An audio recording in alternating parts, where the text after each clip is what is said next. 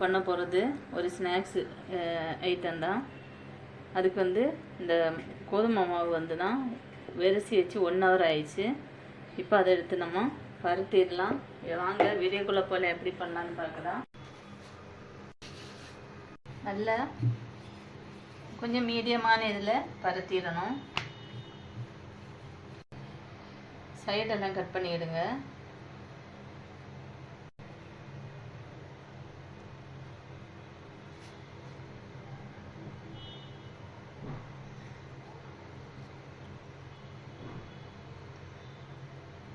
இதில் எவ்வளோத்துலேயும் எனக்கு 4 தான் கிடச்சிருக்கு. இந்த மாதிரி பின் எடுத்துக்கிடுங்க. 4 பின் எடுத்துருக்கேன்.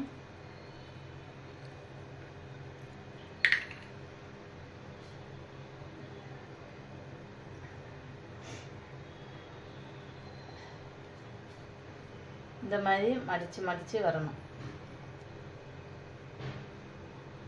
இப்படி இந்த பின்னை வச்சு இந்த மாதிரி குத்திடுங்க. சரிங்களா? இந்த மாதிரி விட்டுருங்க ஃப்ரீயாக. டிசைன் மாதிரி இப்படி இருக்கும்போது பிள்ளைங்க ரொம்ப விரும்புவாங்க. பார்க்கறதுக்கும் அழகாக இருக்கும். இதில் இன்னும் வேலை முடியலை, இன்னும் வேலை இருக்குது. எண்ணெய் நல்லா சூடாயிடுச்சு. இந்த மாதிரி இப்படியே போட்டு கொடுக்கலாம். சூப்பராக பாருங்க. இது ஆறட்டும். ஆறுனதுக்கப்புறம் அந்த குச்சி எடுத்துடலாம். குச்சி எடுத்துடலாம். பாருங்கள், இந்த மாதிரி குச்சி எடுத்துக்கிடுங்க. இதில் இன்னொரு டிசைன் கொடுக்கணும். வர்றேன். இப்போ பாருங்கள், கேஷ்யூ நட்டு நைஸாக கட் பண்ணி வச்சுருக்கேன். இப்படி சாக்லேட்டை மெல்ட் பண்ணி எடுத்துடுங்க. நல்லா மெல்ட் ஆயிடுச்சு.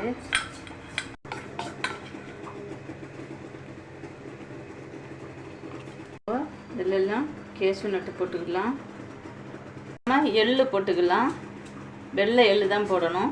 அப்போ தான் நமக்கு கலர்ஃபுல்லாக தெரியும்.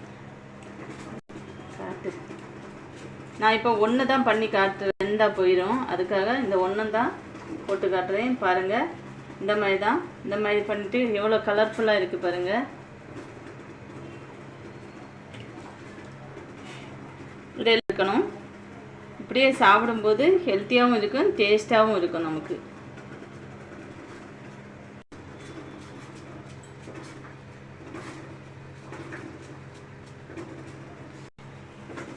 பாருங்க நண்பர்களே, எப்படி இருக்குன்னு. கலர்ஃபுல்லான